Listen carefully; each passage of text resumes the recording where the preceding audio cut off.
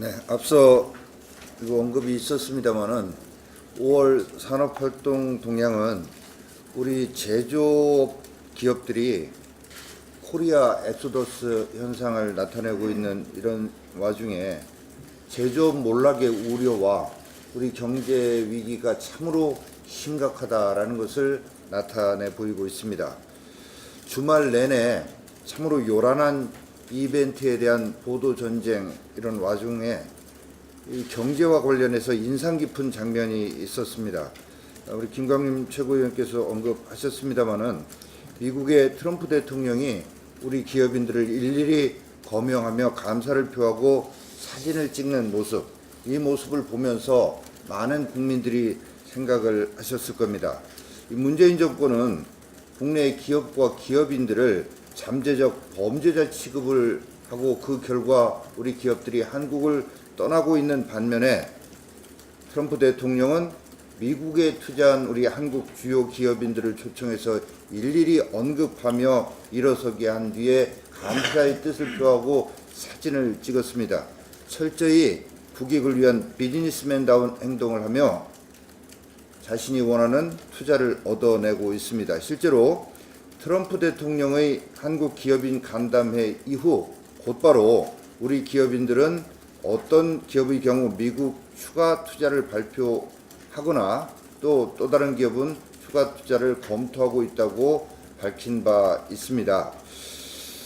우리 국민들은 일자리를 강조하는 문재인 대통령이 외국 기업의 투자를 유치하기 위해 동분서주하는 이런 모습을 기대합니다. 외국 기업의 한국 투자는 일자리 창출과 그리고 기술 이전을 통해서 우리의 기업의 경쟁력, 국가의 경쟁력 강화할 수 있는 가장 효과적인 방법이기 때문입니다.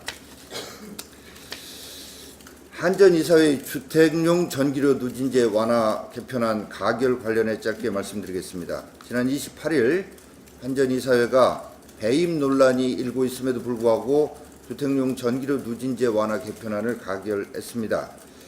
지난 20일에 의결 보류한 지 일주일 만에 결국은 정부의 백기를 들었다고 볼 수밖에 없습니다.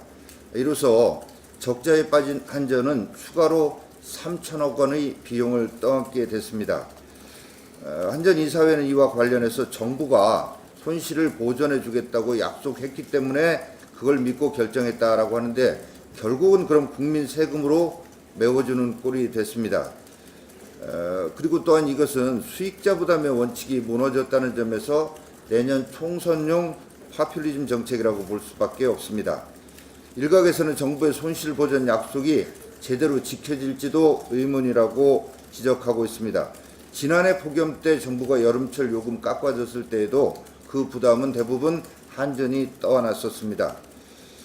정부의 편법 또 꼼수적인 이런 공기업 꼼수로 인해서 공기업 한전의 경영 상황이 점점 더 어려워지고 국민들의 전기 사용이 왜곡될 우려가 있습니다. 한전의 부실을 재촉하는 졸속 탈원전 정책부터 철회해야 할 것이며 개인 주택용 누진제에 대해서는 제대로 된 근본적 해결책을 제시해야 할 것입니다. 이상입니다.